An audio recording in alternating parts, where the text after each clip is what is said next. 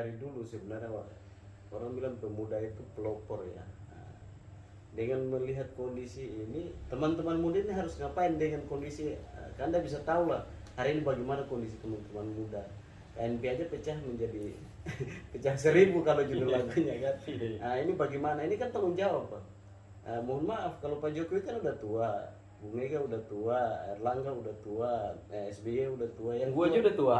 Karena udah tua kan gitu. Ada tanggung jawabnya, ini harus penting dipikirkan bersama oleh teman-teman muda ini dengan kondisi hari ini. Gimana tuh Pak?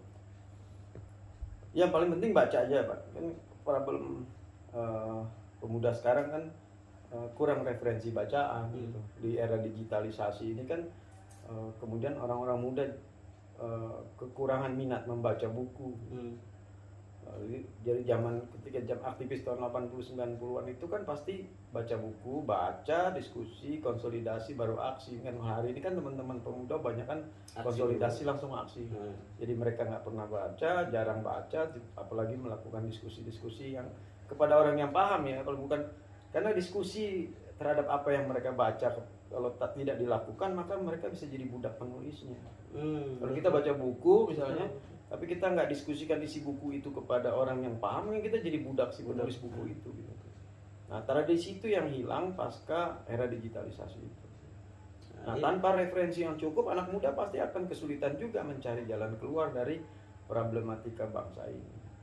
Akhirnya ketika ada orang tua yang muncul lagi, lalu mereka teriak kan seperti itu. Nah, dan akhirnya ikut jadi kayak partai politik, bergerak yang taktis-taktis aja gitu. Kalau ada pesanan aksi, akhirnya ngikutin cara partai politik gitu. Mereka yang taktis aja lah gitu. Akhirnya kita berharap, jadi kita nggak heran juga kalau misalnya organisasi-organisasi pemuda dan mahasiswa, ketua umum, sekjen atau bendahara umumnya atau orang-orang di sekeliling ketua umumnya kayak kaya misalnya, punya mobil mewah-mewah gitu. Lalu karena mereka memang mengejar status sosial dan lain-lain. Karena memang nggak punya referensi dan kadung ikut sama si para politisi ini untuk bergerak yang taktis dan main pendek-pendekan. Dan Pancasila, Persatuan Indonesia atau apa ya, macam-macam di 5 sila ini nggak masuk, apalagi kalau kita berharap orang dengan referensi bacaan yang sangat terbatas akan sulit gitu, akan sulit untuk menyadari bahwa Pancasila ini belum selesai gitu. Kalau orang dengan bacaan yang cukup aja kadang-kadang masih nggak sadar bahwa Pancasila itu belum rampung, apalagi orang dengan bacaan yang kurang.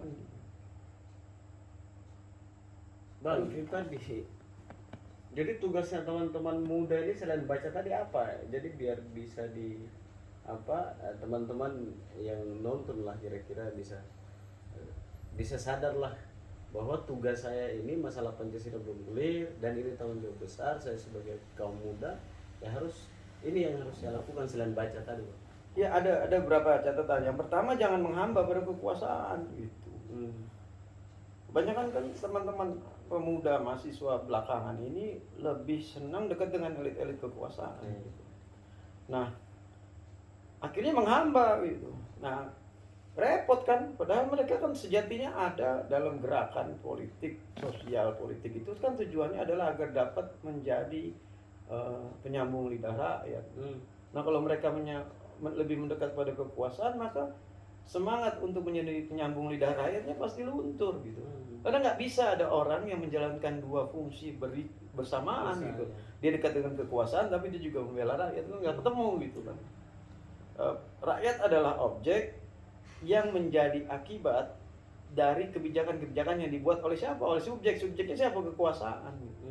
Kalau dia mendekat pada subjek kan nggak mungkin akan membela kepentingan objek kan. Logikanya akan seperti itu. Lalu yang kedua, jangan meremehkan. Kalau misalnya katakan lagi ini, ada senior ini tidak ada dalam misalnya lingkaran kekuasaan, lalu wah dia kan ada di luar. Kita yang dekat sama kekuasaan aja. Jadi coba aja misalnya kita jangan mendengar siapa yang bicara, tapi apa yang dibicarakan. Itu yang kalau kita udah sampai sejernih itu, baru kita akan menemukan jalan baru gitu. Jalan baru. Jadi kan problem kita adalah problem itu, kita kemudian mengalami stagnasi kepemimpinan, generasi kepemimpinan itu kan. Kalau lihat dari cerita tadi, kita akan menghadapi ancaman itu. Stagnasi, berhenti tiba-tiba karena kehidupan sosial politik kita kemudian tidak mampu melahirkan calon-calon pemimpin. Kalau misalnya kayak sampai pecah 4, pecah 7, pecah 8 itu organisasi apa gitu. Kalau mereka aja nggak mau memiliki kemauan dan kearifan untuk menyatukan dirinya, bagaimana memimpin rakyat gitu. Bagaimana tuntaskan Pancasila yang tadi hanya di gerbang pintu. Iya. Ya bagaimana mau berpikir soal masyarakat banyak misalnya kalau mereka sendiri aja nggak mau menjernihkan pikiran dan hatinya untuk mau mempersatukan dirinya dengan teman sejawatnya. Saling keras, ini gue sih yang sah, gue yang sah, yang sah. Ujungnya kan tetap aja kalau mereka mencari bagaimana mengkapitalisasi.